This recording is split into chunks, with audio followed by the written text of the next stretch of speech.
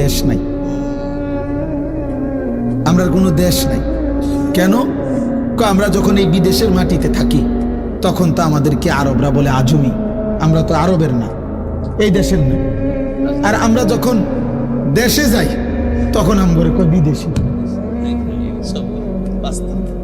বুঝলি হিসাবটা? হামিদ ভাই বাইক গেলে কয় আমরা বিদেশি, বিদেশে গেলে কয় তে বিদেশি না, এই দেশের না, আজনবী।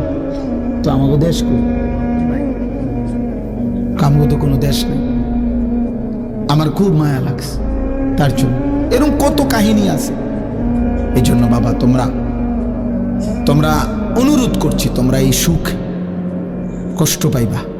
এই নারী ছবি আগামী দিনে ভিক্ষা থানা তুলে দিবে, তুই ভিক্ষা করবি, ভিক্ষা করবি আব্বা, মনে রাখিস।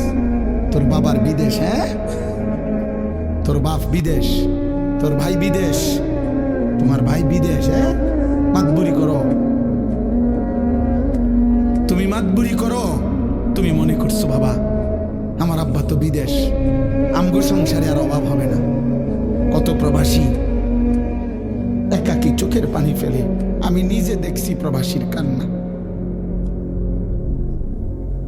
আমি এইবারও হজের সময়, আমি তো প্রতি বছরই হজে উমরায় প্রবাসীদের রুমে রুমে যাই।